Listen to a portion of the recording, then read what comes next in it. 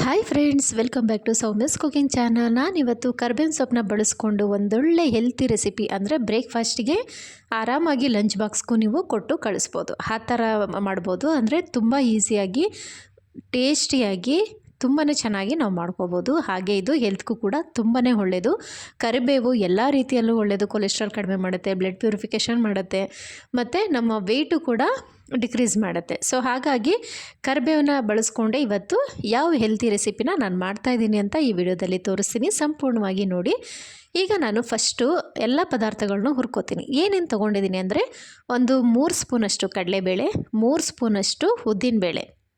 ನೀವು ದೊಡ್ಡ ಸ್ಪೂನ್ ಆದರೆ 2 ಸ್ಪೂನ್ನ ಹಾಕ್ಕೊಳ್ಳಿ. ಹಾಗೆ 1 ಸ್ಪೂನಷ್ಟು ಮೆಣಸು, 1 ಸ್ಪೂನಷ್ಟು ಜೀರಿಗೆ, ಇದಿಷ್ಟು ಹಾಕ್ಕೊಂಡು ಸ್ವಲ್ಪ ಮೆಂತ್ಯ, ಅಂದರೆ ಒಂದು 5ರಿಂದ 6 ಕಾಳು ಮೆಂತ್ಯ ಹಾಕ್ಕೊಂಡ್ರೆ ಸಾಕು. ಇದಿಷ್ಟು ಹಾಕ್ಕೊಂಡು ನೀಟಾಗಿ ಫ್ರೈ ಮಾಡ್ಕೋಬೇಕು. ಎಲ್ಲವನ್ನೂ ಕೂಡ ನೀವು ಲೋ ಫ್ಲೇಮಲ್ಲೇ ಫ್ರೈ ಮಾಡ್ಕೊಳ್ಳಿ. ಹೈ ಫ್ಲೇಮ್ ಆದರೆ ಬೇಗ ಸೀದೋಗುತ್ತೆ. ಸೊ ಅದು ಚೆನ್ನಾಗಿರೋದಿಲ್ಲ ಟೇಸ್ಟು ಕೂಡ. ಹಾಗಾಗಿ ಲೋ ಫ್ಲೇಮಲ್ಲೇ ಎಲ್ಲನೂ ಕೂಡ ಹುರ್ಕೊಳ್ಳಿ. ಇಲ್ಲಿ ನಾನು 3 ಬ್ಯಾಡಗೆ ಮೆಣಸಿನ್ಕಾಯಿ ತೊಗೊಂಡಿದ್ದೀನಿ. ಹಾಗೆ 3 ಖಾರದ ಮೆಣಸಿನ್ಕಾಯಿ, ಒಣಮೆಣಸಿನ್ಕಾಯಿ ಅಂತ ಹೇಳ್ತೀವಲ್ಲ, ಕೆಂಪು ಮೆಣಸಿನ್ಕಾಯಿ, ಅದನ್ನು ತೊಗೊಂಡಿದ್ದೀನಿ. ಅದನ್ನು ಕೂಡ ಈಗ ಹಾಕ್ಕೊಂಡು ಚೆನ್ನಾಗಿ ಫ್ರೈ ಮಾಡ್ಕೊತಾ ಇದ್ದೀನಿ. ಎಲ್ಲವನ್ನು ನಾವು ಫ್ರೈ ಮಾಡಿ ಮಾಡೋದ್ರಿಂದ ಟೇಸ್ಟು ತುಂಬ ಚೆನ್ನಾಗಿರುತ್ತೆ.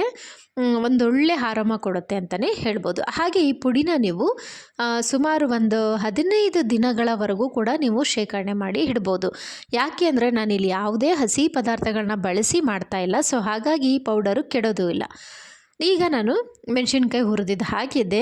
ಒಂದು ಗೋಲಿ ಗಾತ್ರಕ್ಕೆ ಅಂತಲೇ ಒಂದು ಹುಣಸೆಹಣ್ಣ ತೊಗೊಳ್ಳಿ. ಹುಣಸೆಹಣ್ಣು ನಮ್ಮದು ಜಾಸ್ತಿ ಹುಳಿ ಇದೆ. ಸೊ ಹಾಗಾಗಿ ನಾನು ಒಂದು ಗೋಲಿ ಗಾತ್ರಕ್ಕೆ ಹುಣಸೆಹಣ್ಣು ತೊಗೊಂಡಿದ್ದೀನಿ. ಹುಳಿ ಕಡಿಮೆ ಇರೋರು ನೀವು ಒಂದು ನಿಂಬೆಹಣ್ಣು ಗಾತ್ರಕ್ಕೆ ಹುಣಸೆಹಣ್ಣು ತೊಗೊಂಡ್ರೂ ನಡೆಯುತ್ತೆ. ಹಾಗೆ ಇಲ್ಲಿ 2 ಬೌಲಷ್ಟು ಕರಿಬೇವನ್ನ ಹಾಕೋತಾ ಇದ್ದೀನಿ. ಕರಿಬೇವನ್ನ ನಾನು ತೊಳೆದು ಒಣಗಿಸಿ ಇಟ್ಕೊಂಡಿದ್ದೀನಿ. ಸೊ ಅದನ್ನು ಈಗ ನಾನು 2 ಬೌಲಷ್ಟು ಹಾಕ್ಕೊಂಡು ಇದಕ್ಕೇ ಫ್ರೈ ಮಾಡ್ಕೊತಾ ಇದ್ದೀನಿ. ಫ್ರೈ ಮಾಡ್ಕೊಳ್ಳೋದು ಅಂದರೆ ತುಂಬ ಸೀದೋಗೋ ಥರ ಅಲ್ಲ, ಅದು ಹಿಂಗಂದರೆ ಪುಡಿ ಹಾಕಬೇಕು. ಅಷ್ಟರವರೆಗೆ ಪೌಡ್ರ್ ಮಾಡ್ಕೊಂಡು ಹುರ್ಕೊಂಡ್ರೆ ಸಾಕು. ಈಗ ನೋಡ್ತಾ ಇದ್ದೀರಲ್ಲ, ಆಲ್ಮೋಸ್ಟ್ ಎಲ್ಲವೂ ಕೂಡ ಒಂದು ಹದದಲ್ಲಿ ಹುರಿದು ರೆಡಿಯಾಗಿದೆ. ಈಗ ಸ್ಟವ್ ಆಫ್ ಮಾಡಿಬಿಟ್ಟಿದ್ದೀನಿ. ಸ್ಟವ್ ಆಫ್ ಮಾಡಿಬಿಟ್ಟು ಒಂದು 4ರಿಂದ 5 ಸ್ಪೂನಷ್ಟು ಒಣ ಕೊಬ್ಬರಿ ತುರಿ, ಹಾಗೆ 1 ಸ್ಪೂನಷ್ಟು ತುಪ್ಪ.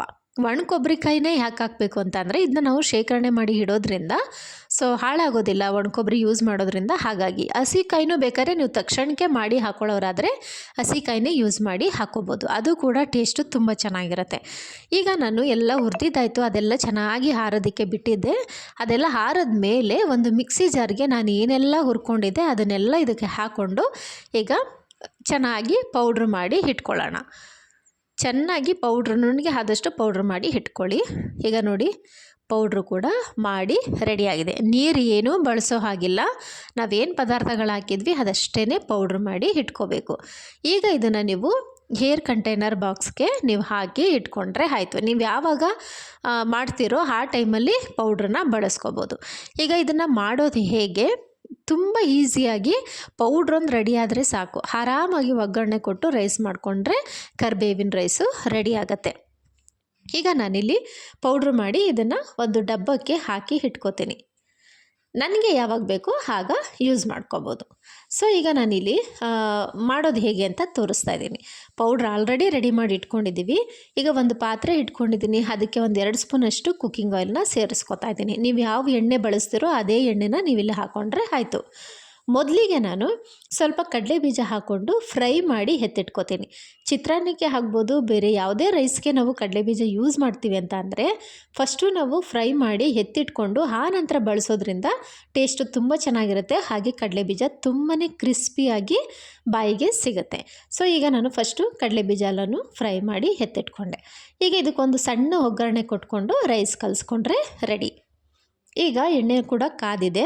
ಇದಕ್ಕೆ 1 ಸ್ಪೂನಷ್ಟು ಕಡಲೆಬೇಳೆ, 1 ಸ್ಪೂನಷ್ಟು ಉದ್ದಿನಬೇಳೆ, ಸ್ವಲ್ಪ ಸಾಸಿವೆ, ಇದನ್ನು ಹಾಕ್ಕೋಬೇಕು. ಫ್ರೈ ಮಾಡೋದಕ್ಕೆ ಲೋ ಫ್ಲೇಮಲ್ಲೇ ಎಲ್ಲನೂ ಇಟ್ಕೊಂಡು ಫ್ರೈ ಮಾಡ್ಕೊಳ್ಳಿ. ಈಗ ನಾನು ಒಣಮೆಣ್ಸಿನ್ಕಾಯಿ, ಇದಕ್ಕೆ ಹಿಂಗು ಕೂಡ ನಾನು ಯೂಸ್ ಮಾಡ್ಕೋತೀನಿ. ಹಿಂಗು ನೀವು ಸ್ವಲ್ಪ ಒಂದು ಅರ್ಧ ಸ್ಪೂನಷ್ಟು ಹಾಕ್ಕೊಂಡ್ರೆ ಆಯಿತು. ಹಿಂಗೆ ಹಾಕೋದ್ರಿಂದ ಟೇಸ್ಟು ಇನ್ನಷ್ಟು ಚೆನ್ನಾಗಿರುತ್ತೆ. ಇದಕ್ಕೆ ನಾನು ಒಂದು 3 ಮೆಣಸಿನ್ಕಾಯಿನ ಮುರಿದು ಸೇರಿಸ್ಕೊತೀನಿ. ಹಾಗೆ ಸ್ವಲ್ಪ ಕರಿಬೇವು, ಇದಿಷ್ಟೇ ಒಗ್ಗರಣೆಗೆ ಹಾಕಬೇಕಾಗಿರೋದು ನೀವು. ಇದಿಷ್ಟು ಹಾಕ್ಕೊಂಡು ಮತ್ತು ಒಂಚೂರು ಅರಶಿನ ಹಾಕ್ಕೊಳ್ಳಿ. ಅರಶಿನ ಹಾಕ್ಕೊಂಡು ಚೆನ್ನಾಗಿ ಫ್ರೈ ಮಾಡಿಕೊಂಡ್ರೆ ಆಯಿತು. ಉಪ್ಪು ನೀವು ನೋಡಿ ಹಾಕ್ಕೊಳ್ಳಿ, ಯಾಕೆಂದರೆ ನಾವು ಪೌಡ್ರ್ ಮಾಡುವಾಗಲೂ ಉಪ್ಪು ಹಾಕಿರ್ತೀವಿ. ಸೊ ಅನ್ನ ಕಲಿಸುವಾಗ ಸಾಮಾನ್ಯವಾಗಿ ಉಪ್ಪು ಕಡಿಮೆ ಆಗೇ ಆಗುತ್ತೆ. ಅದಕ್ಕೆ ಸ್ವಲ್ಪ ಉಪ್ಪು ಸೇರಿಸ್ಕೊಂಡು ನೀವು ಕಲಿಸ್ಕೋಬೋದು. ಈಗ ಒಗ್ಗರಣೆ ಕೂಡ ರೆಡಿಯಾಗಿದೆ. ಈಗ ನಾನು ಫಸ್ಟೇ ರೈಸ್ನ ಮಾಡಿ ಇಟ್ಕೊಂಡಿದ್ದೀನಿ. ರೈಸು ಕೂಡ ನಾನು ಇದಕ್ಕೆ ಸೇರಿಸ್ಕೋತೀನಿ. ಹಾಗೆ ಹೇಳ್ದಾಗೆ ಒಂದು ಚಿಟಿಕೆ ಅರಿಶಿನ ಕೂಡ ನಾನು ಇದಕ್ಕೆ ಹಾಕಿ ಫ್ರೈ ಮಾಡ್ಕೊತಾ ಇದ್ದೀನಿ. ರೈಸ್ನ ನಾವು ಫಸ್ಟೇ ಮಾಡಿಟ್ಕೊಂಡ್ಬಿಟ್ರೆ ಆರಾಮಾಗಿ ಕ್ವಿಕ್ಕಾಗಿ ಬೇಗ ಮಾಡ್ಕೊಬೋದು. ಆಲ್ರೆಡಿ ಪೌಡ್ರು ಕೂಡ ರೆಡಿಯಾಗಿರುತ್ತಲ್ಲ, ಸೊ ಹಾಗಾಗಿ ನಮಗೆ ಜಾಸ್ತಿ ಟೈಮು ಹಿಡಿಯೋದಿಲ್ಲ. ಬೆಳಿಗ್ಗೆ ಟೈಮು ಬೇಗ ಕೆಲ್ಸಕ್ಕೆ ಹೋಗಬೇಕು ಅನ್ನೋರಿಗೆಲ್ಲ ಇದು ಆರಾಮ್ಸೆ ಮಾಡ್ಕೊಬೋದು. ಏಕೆಂದರೆ ಪೌಡ್ರನ್ನ ನಿಮ್ಗೆ ಯಾವಾಗ ಟೈಮ್ ಸಿಗುತ್ತೋ ಆಗ ಮಾಡಿ ಇಟ್ಕೊಂಡ್ಬಿಟ್ರೆ ನೀವು ಬೆಳಿಗ್ಗೆದ್ದು ಬರೀ ಒಗ್ಗರಣೆ ಹಾಕಿ ರೈಸ್ ಮಾಡಿಕೊಂಡು ಈ ಥರ ಮಿಕ್ಸ್ ಮಾಡಿ ತೊಗೊಂಡು ಹೋಗ್ಬೋದು. ಈಗ ನಾನು ರೈಸ್ ಹಾಕಿದ್ದಾಯಿತು, ಮತ್ತು ನಾನು ಪೌಡ್ರ್ ಮಾಡಿ ಇಟ್ಕೊಂಡಿದ್ನಲ್ಲ ಆ ಪೌಡ್ರನ್ನ ಇದಕ್ಕೆ ಒಂದು 2ರಿಂದ 3 ಸ್ಪೂನಷ್ಟು ಹಾಕೋತಾ ಇದ್ದೀನಿ. ನೀವು ನೋಡಿ ಹಾಕ್ಕೊಳ್ಳಿ, ಎಷ್ಟು ಅದಕ್ಕೆ ಸಾಕಾಗತ್ತಾ ಏನು ಅಂತ ನೀವು ನೋಡಿಕೊಂಡು ಹಾಕ್ಕೊಂಡ್ರೆ ಆಯಿತು. ಈಗ ನಾನು ಕರಿಬೇವಿಂದು ಅದು ಪೌಡ್ರ್ ಹಾಕ್ಕೊಂಡು ನೀಟಾಗಿ ಮಿಕ್ಸ್ ಮಾಡಿಬಿಟ್ಟು ಸರ್ವ್ ಮಾಡ್ತಾಯಿದ್ದೀನಿ. ಒಂದೊಳ್ಳೆ ಕರಿಬೇವಿನ ಅನ್ನ ರೆಡಿ. ಇದು ನೀವು ಲಂಚ್ ಬಾಕ್ಸ್ಗಾದರೂ ಆಗಲಿ ಬ್ರೇಕ್ಫಾಸ್ಟ್ಗಾದರೂ ಆಗಲಿ ನೀವು ಕೊಟ್ಟು ಕಳಿಸ್ಬೋದು. ತುಂಬಾ ಚೆನ್ನಾಗಿರುತ್ತೆ. ಟೇಸ್ಟ್ ಅಂತೂ ತುಂಬ ಅದ್ಭುತವಾಗಿರುತ್ತೆ. ಇವತ್ತಿನ ವಿಡಿಯೋ ಕಂಪ್ಲೀಟ್ ಆಗಿದೆ ಫ್ರೆಂಡ್ಸ್. ಎಲ್ಲರಿಗೂ ಲೈಕ್ ಆಯಿತು ಅಂತ ಅಂದ್ಕೋತೀನಿ. ಮತ್ತೆ ನೆಕ್ಸ್ಟ್ ವಿಡಿಯೋದಲ್ಲಿ ಸಿಗೋಣ. Take care all.